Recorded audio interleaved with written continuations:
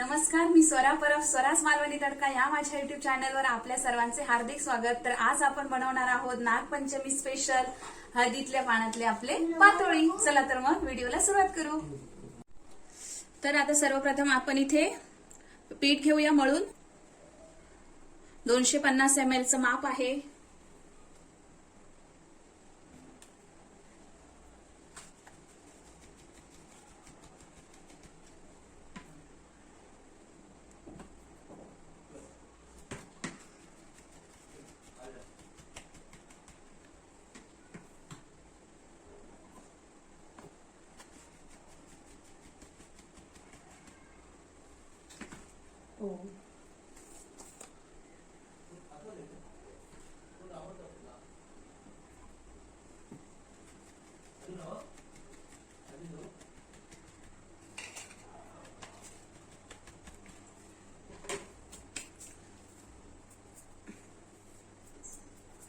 आता मी ह्याच्यामध्ये घालणार आहे थोडंसं मीठ,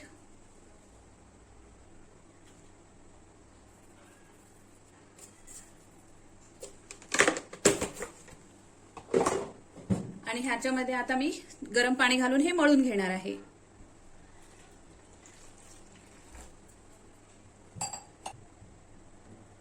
पाणी गरम आहे म्हणून सर्वप्रथम तुम्ही चमच्याने असं पाणी मिक्स करून घ्या याच्यामध्ये।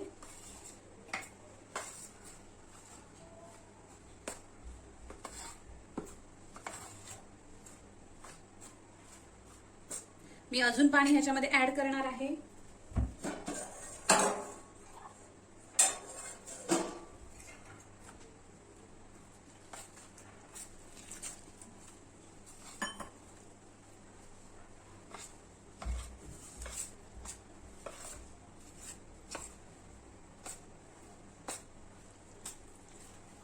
जवळजवळ 2 ग्लास पाणी मी ह्याच्यामध्ये ऍड केलेलं आहे आणि आता हे पीठ मी व्यवस्थित मळून घेणार आहे।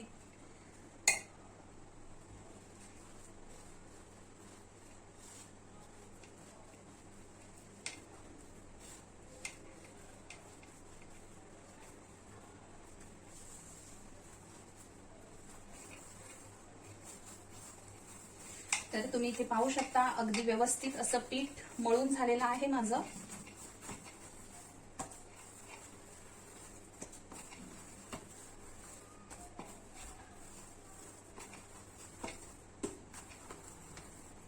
आता आपण ह्याच्या पातोळ्या बनवूया।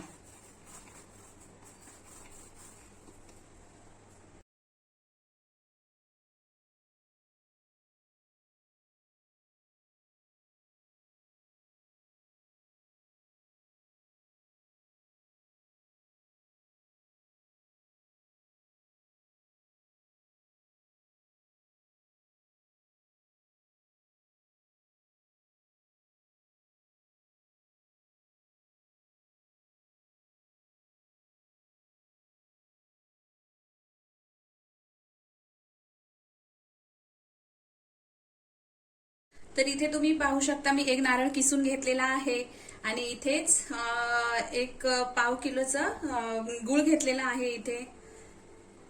आणि आता मी त्याच्यामध्ये टाकणार आहे थोडीशी वेलची पावडर, 1 चमचा। मी तुम्हाला अगदी असं ह्याच्यातून टाकताना 1 चमचा वगैरे बोलते कारण माझ्या अंदाजाने मी तुम्हाला सांगत असते। माझ्या अंदाजाने 1 चमचा मी बरोबर घेतलेला असतो। तर आपल्याला हे आता सारण इथे बनवून घ्यायचं आहे। हे सगळं मी मिक्स करते। काही जणांना हे असं थोडंसं तूप टाकून ते गुळ आणि खोबरं एकत्र मिक्स करतात आणि गरम करून घेतात जेणेकरून ते गुळ जे आहे सगळं खोबऱ्याला व्यवस्थित लागेल असं। पण मी काही तसं करणार नाही आहे, मला असेच बनवायचे आहेत आणि हे आम्ही असेच बनवतो आणि ते असेच खूप छान होतात। तर हे आमच्या मालवणी स्टाईल मध्ये आहेत। तर तुम्ही पाहू शकता मी इथे अगदी व्यवस्थित हे गूळ आणि खोबरं व्यवस्थित मिक्स करून घेतलेलं आहे। तर आता आपली पुढची प्रोसेस आहे ती पातोळी बनवायची। तर मग आपलं इथे पीठ रेडी आहे, आपलं इथे हे सगळं सारण रेडी आहे। तर मग आता आपण करूया पातोळी। तर इथे माझ्याकडे ही काही हळदीची पानं आहेत जी मी व्यवस्थित धुवून घेतलेली आहेत. आता त्याचे हे देठ मी असे आणि हे टोक असं कट करून, हे खूप मोठं असल्यामुळे मी याचे 2 भाग करणार आहे. गावी आमच्या असे मोठे मोठेच पातोळ्या बनवतात, पण इथे मी आता असे ह्याचे 2 तुकडे करून ह्याच्यामध्ये पातोळी बनवणार आहे. तर मी हे सगळे असे व्यवस्थित कट करून घेते.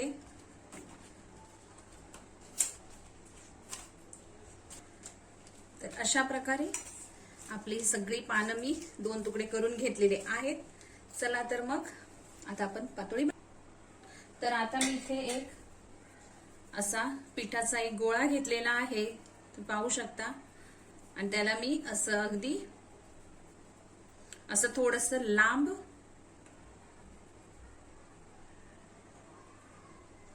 एवढं लांब असं बनवलेलं आहे. आता मी त्याला हे असं हळदीच्या पानावर ठेवणार आणि त्याला असं व्यवस्थित प्रेस करणार.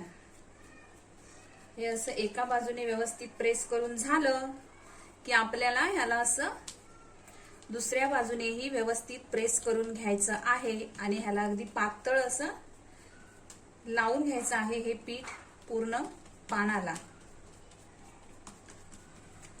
तर तुम्ही पाहिलंच अशा प्रकारे हे तयार झालेलं आहे. आता मी त्याच्यावर घालते आहे हे सारण, जे गुळ खोबऱ्याचं सारण मी बनवलेलं आहे ते अगदी ह्याच्या मधोमध घातलेलं आहे मी. आता ह्याला असं पकडायचं आणि अगदी असं मस्त तुम्ही पाहू शकता. अशा प्रकारे मी हे सगळं व्यवस्थित कव्हर करून घेतलेलं आहे. आता मी अशा प्रकारे बाकीच्याही पातोळ्या बनवून घेते. तुमच्याकडे जर आपलं पुरी मेकर असेल तर त्याच्यावरही ठेवून तुम्ही हे प्रेस करून असं लांबच गोळा कसं हे करून घ्यायचं आणि त्याला व्यवस्थित प्रेस करायचं पिठाला, जेणेकरून तुमचा टाइमही वाचेल आणि हे व्यवस्थित ह्याला कव्हर सुद्धा करून घेईल पिठाला. परंतु आमच्या इथे गावी हे असेच बनवतात थापून.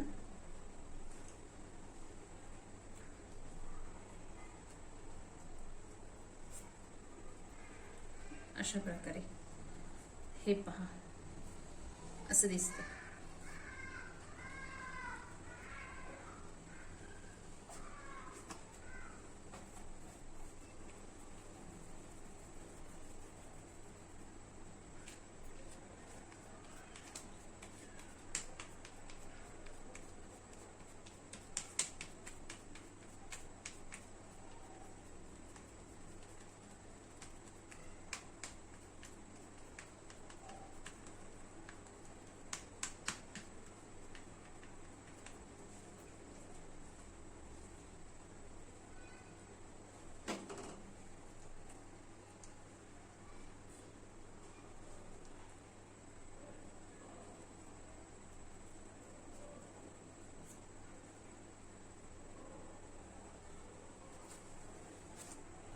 तर इथे ऑलमोस्ट मी सगळे करून घेतलेले आहेत. हा शेवटचा आहे माझा पातोळी, ही माझी शेवटची आहे करायची. तर हिलाही मी कव्हर करून घेते आणि नंतर मग आपण पातोळ्या आपल्या उकडायला ठेवूया. भरपूर साऱ्या पातोळी पाहू शकता तुम्ही इकडे. अशी छान वाटते ना. तर मी हे इडली पात्रामध्ये घेणार आहे सगळे उकडून. तर याच्यामध्ये आता मी ठेवते आहे पाणी गरम करत. तर आपले इथे पाणी व्यवस्थित गरम झालेलं आहे, तुम्ही पाहू शकता. आता मी इथे ठेवते आहे हे इडली पात्र आणि ह्याच्यामध्ये मी जेवढे राहणार आहे तेवढ्या पातोळ्या उकडून घेणार आहे.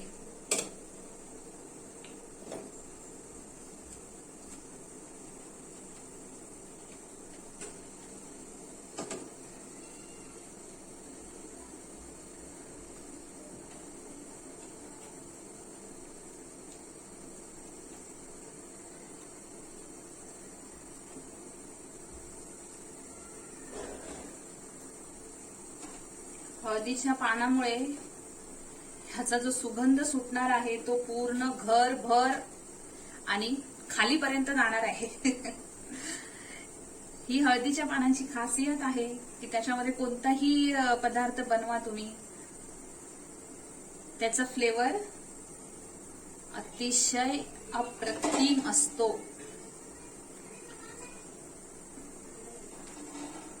तर मी सगळ्या पातोळ्या इथे ठेवलेल्या आहेत. इथे थोडं प्रेस करते आणि आता ह्याला मी झाकण लावून घेणार आहे.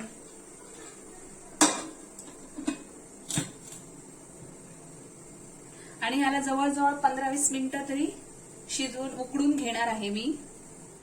एकदा आपण चेक करूया इथे आता. वाव, तुम्ही पाहू शकता आपली इथे पातोळी अगदी परफेक्ट शिजलेली आहे. तर आता मी इथे गॅस बंद करते. जवळजवळ 15-20 मिनिटं झालेली आहेत ह्याला. आणि आता मी गॅस बंद करते आणि ही थंड झाल्यावर काढून घेते.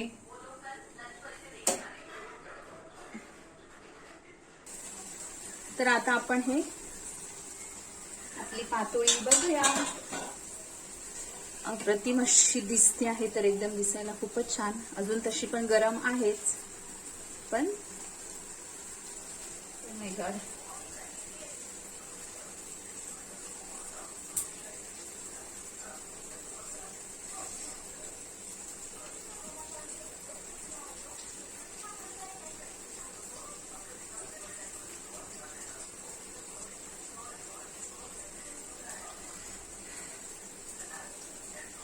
वाफ अजून येते आहे.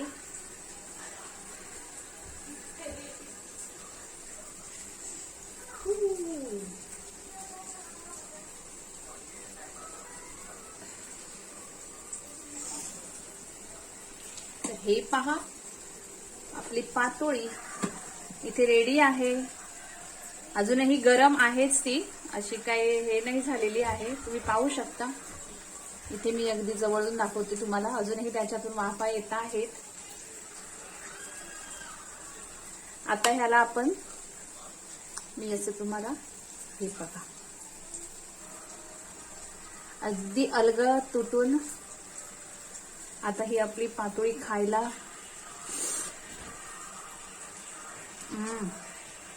मस्त.